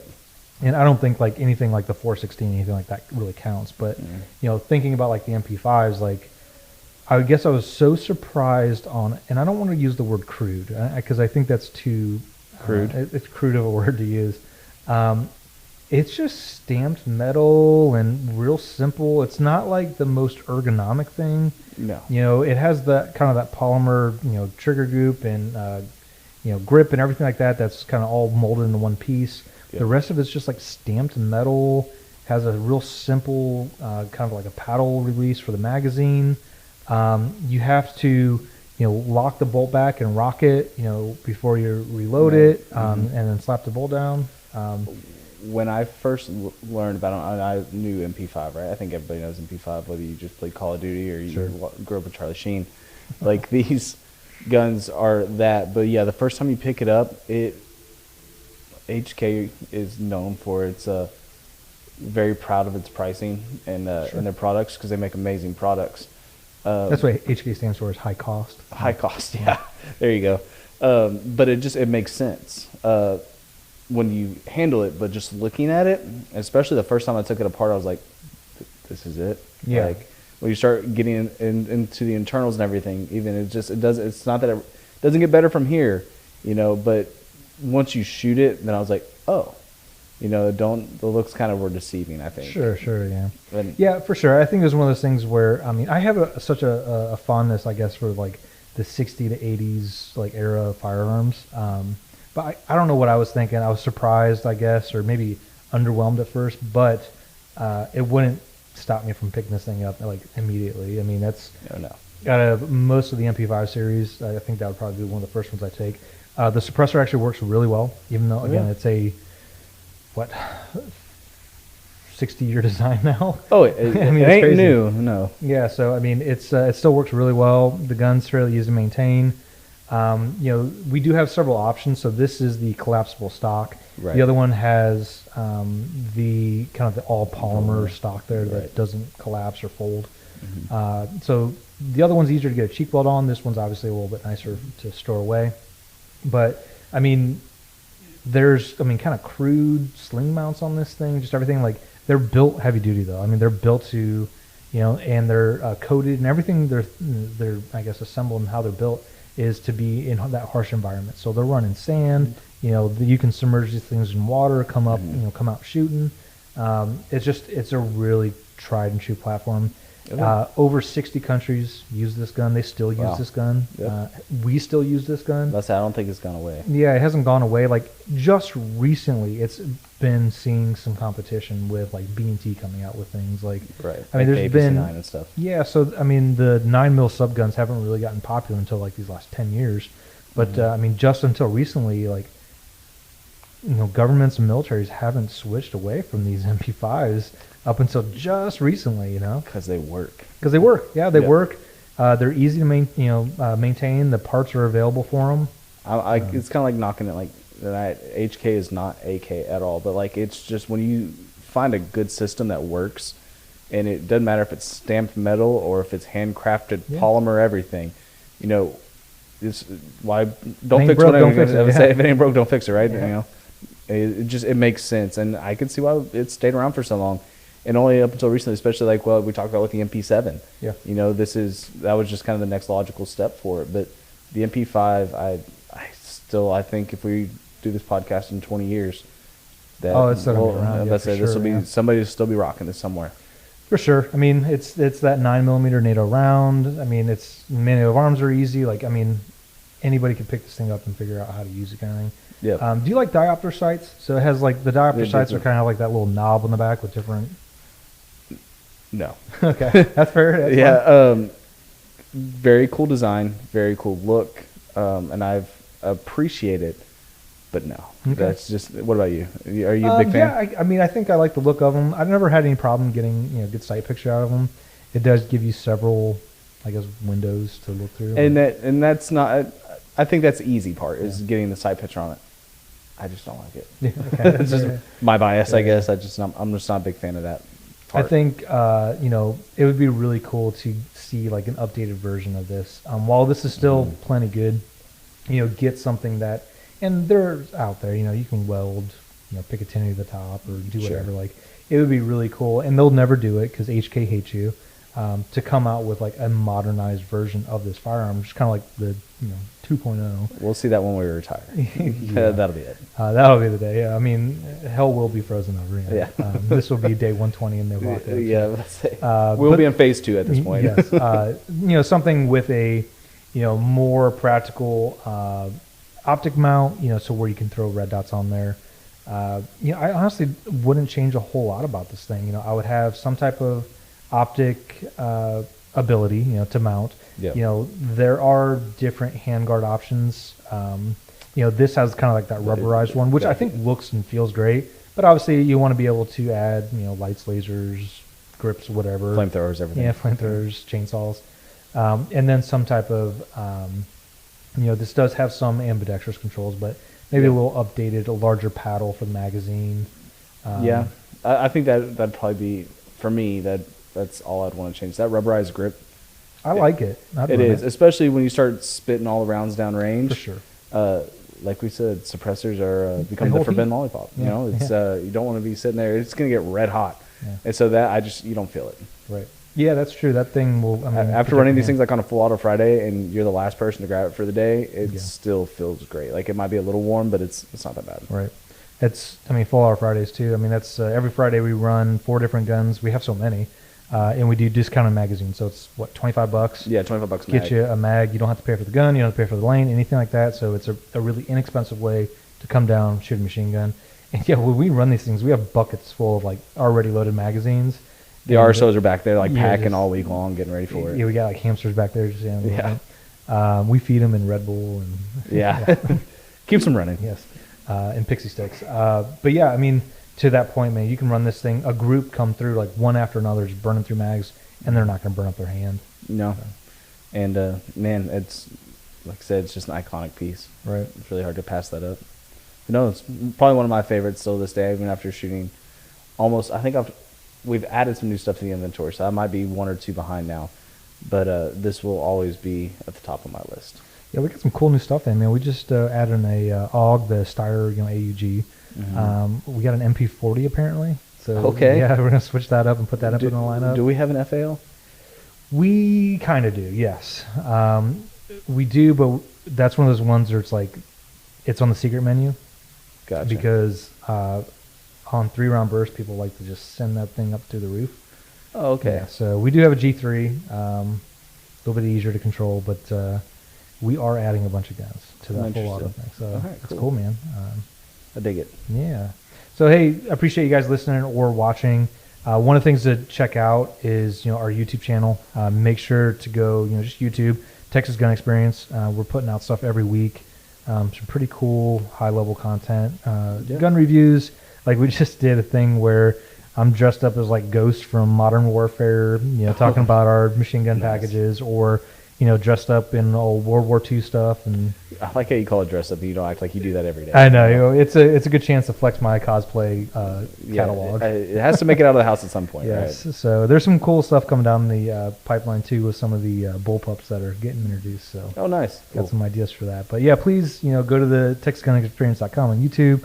Make sure to subscribe to us. Same thing, social media. Hit us up there.